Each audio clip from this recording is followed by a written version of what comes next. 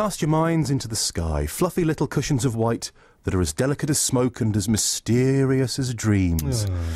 Matthew Marvel's cotton wool collection has been his pride and joy since 1989. Things I've always thought that he spends far too much time in his wool shed staring at it, and he really should get out more. Yeah. Now, the other Saturday was a beautiful, beautiful day. The weather was glorious. Yep. So what I did, I coaxed Matthew outside, but soon realised that his mind was still occupied with fluffy things.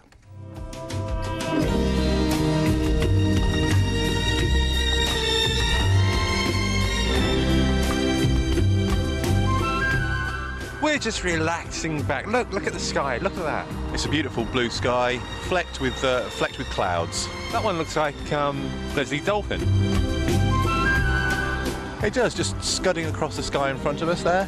That one there looks like James Hazel. Oh yeah. So basically, it's a cloudy sky. Yes, that's what we're trying to convey. That's what we're trying to convey.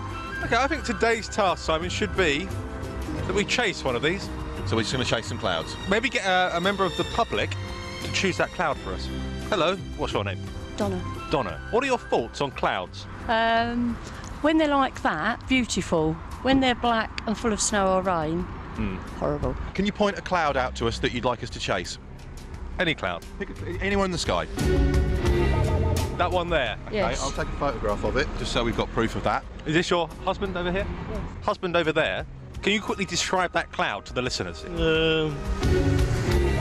It's just quite long, bit thin one end, thicker the other end. It's not a big cloud, is it? No, it's not the biggest cloud I've seen, but it's certainly a cloud. It looks like a bird. Big bird. From Sesame Street. Thank you very much. And what's your name? Roy. Thank you, Roy. So you better get into the car and get chasing. We are still chasing the cloud, which is now over to my left, changing shape. It's quite amazing how quickly it does change shape. If it wasn't for two vapour trails underneath it, like an underline, Or contrails, apparently. two contrails underneath, we wouldn't really know where it was in the sky, but I can still see it there, just about. Not as excited as I would be if it was a tornado, obviously. We've been weaving around. We're heading towards Raydon at the moment. Actually, there's a little car park, a railway walk. And there's a couple of people here I think are going to take part in the Raydon Railway Walk. So we might quickly stop them and see if they've spotted this cloud. Good morning. Good morning. What's your name? Stuart. And your name? Nikki. Got a question to ask you very quickly. Have you seen this cloud? It's difficult to see on the screen, but that particular one there, No, I don't think so. Why? We're cloud chasing. kind of like storm chasing, but not quite as exciting. And we've focused on that cloud there, and we're going to try and trace it down, and get directly underneath it for thrills. What we didn't factor in was there's quite a few clouds, and it's quite easy to lose the cloud that you're actually chasing. Does it not change its form? Yeah, well, that's the other issue. And this is the first time we've done this, and we're kind of learning as we do it. So that's a very good point. Oh, that's fine, because today we're geocaching. That's just as weird, so that's not a problem. What is that? That geocaching. Ah, it's a secret society. And it's basically you go and find it, it's like a little treasure hunt. Right. And they're all around the world. And you're doing this today? We're doing this today. It's like a worldwide phenomenon. But if you go to the website geocaching, as in cash, as in stash, .com, it'll tell you all about it. So you're just off to start on your adventure? Yeah, that's it. We'll keep an eye out for your cloud. Yeah, do that, please. We'll do that. And we'll keep an eye out for your treasure. Best of luck. Yeah, and you. Cheers, thanks. Ours is up a bank somewhere, in a tree trunk. Ours is in the sky. I know. somewhere. We'll never find that.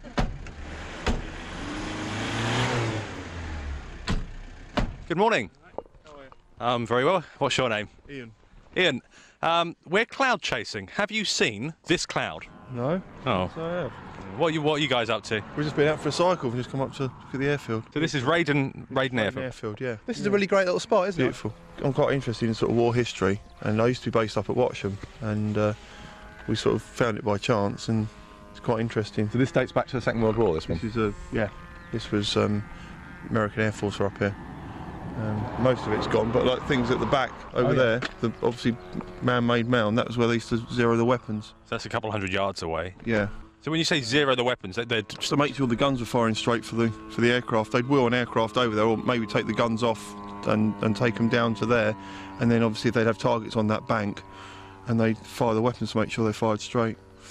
fascinating. The idea was here, like most of these, this was a fighter base, and then they'd support the bombers because the whole East Anglia was bomber command, or American bombers, so they could fly across to occupied Europe, and the fighters were long range, so it could support them all the way. So that was the idea. Fantastic, brilliant, thanks for that. And all that with the sound of a small aircraft in the background. It doesn't get any better than that, does it? Some sort of model aircraft group, because we just watched the jet one as well coming. We might have to find these guys. Don't know how you get to them. We'll find them. But do we find them? Find out later in the show. That geocaching, we're going to have to have a go at that for a later edition of the show, yeah? It sounds absolutely fascinating. So, yes, keep your ears pinned back, because I think we're going to be doing that sometime soon. Myself and Matthew chasing a cloud across the Suffolk countryside. Single-minded in our pursuit, we'd driven through 2 picnics, a semi-pro game of Crown Green Bowls, a butterfly farm and a discount furniture warehouse. Then we got distracted by a group of model aircraft enthusiasts, so we went over to have a chat with them. Yes, this is the Raiden Model Aircraft Club here at the old Raiden Airfield in Suffolk. And this is just a normal day, a normal day's flying for us, where we thought we'd get out and blow some of the dust out of our ears, you know, and fly off your aircraft. You've got some big machines here. Can you talk us through some of your machines here? Yeah, well, that's a Piper Pawnee from Hangar 9. It's what we call an ARTF model, which is almost ready to fly. That aircraft would finish up at about £450. And these things actually take petrol, don't they? No, these take glow fuel. The big one there is a petrol engine one. Right. And that one there is a jet. So that really is a jet? That's a genuine jet engine. I was looking for the propeller and I was just, that's brilliant. Yeah, that's a jet engine actually made in England by a company called Wren. And we're just about to fly one, so that one finishes up about nearly £2,500. This is going to go fast, isn't it? Well, that'll go about 160 miles an hour. How long can it fly for? Only about 6 to 7 minutes, and then it's out of fuel. What do you think, Tobbs? That's absolutely spectacular. Although I was so busy looking at it and even sounds right. I was so busy looking at it and stepping back, I nearly stepped on that other jet there, which is £2,000 worth of. Oh, that would be good. That was a potentially embarrassing moment. Probably setting up for landing now. If you see, the wheels are down. The wheels are operated through air. They're a pneumatic. Fingers crossed. There we go. Look, not even a bounce. There she is, back on the ground. And I'm really impressed with this World War I plane. Do you know anything about the history of that? This is probably you, isn't it? It is me. This is a monoplane. What's the story? Okay, this is it's called a Hannibal, it's sort of roughly built on the Fokker Eindecker. Obviously changed to make it easier to fly. It was built from a box of balsa and a plan. It's got a petrol engine in the front, 38cc. And I just use it to fly around on sunny days like this. And you've got a kind of flying jacket on. That's because I was cold. Right, okay, right, fine. Trying for that tenuous link, yeah. It's got the goggles and everything. I'm a new member. The guy you just spoken to, he's just saying I've just joined the club. Literally, this is my second week here. Yeah, no. So you're having trouble starting it at the moment? Not at all. There we go. Contact.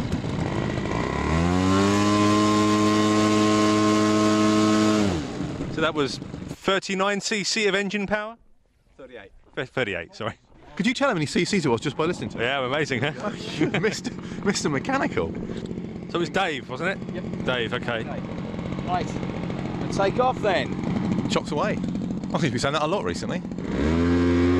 Talk us through what you're doing. Right, well basically I've just taken off, and the first thing I'm going to do is just do a circuit just to make sure that the controls and the movements of my fingers are matching what the aeroplane's doing. We call it trimming out. So when I come round in front of me, I should be able to let the sticks go and it should just carry on in a straight line. There we are, thumbs are off and it's going in a straight line. So I'm happy with that, which means I know it's not going to do anything horrible in the air.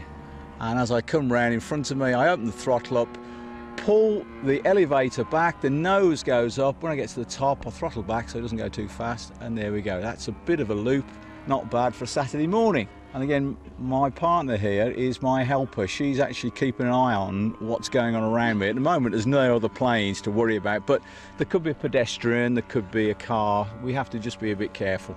What's your name? It's Audrey. And you're his helper here, so... Yeah, I've actually sort of been attending these sessions with Dave for a few months now. On good days when we have lots of people, the atmosphere is really great.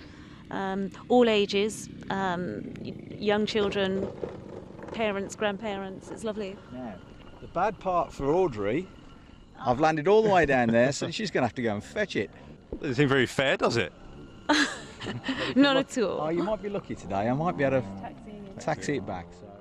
Are you tempted to have a go flying, or have you flown? No, I'm definitely not tempted. And no, I haven't. No, I just enjoy watching it. I love the creativity in terms of in the sky.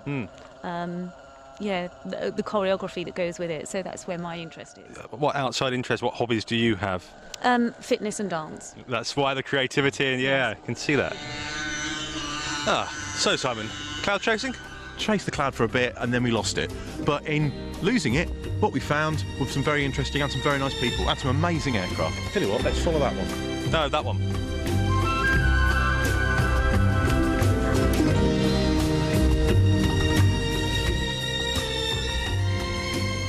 And so we continued chasing clouds. What a lazy, hazy summer's day that was. But both of us I should have been home with my my girlfriend. Both of us with your girlfriend? No. That's not right. I was getting mixed up because we went on Valentine's Day. Yes, we did. We were doing something, and it's just like, you know. Simon's upset with me because I was slapping his head when we were talking to the Ebony Eye Boys, and he got angry with me afterwards. Don't you dare do that! Don't you dare slap my head! I demand respect. I'm a broadcaster. So yes, if you feel like a frosty atmosphere, then that's that. I'll try and alleviate it with ABBA.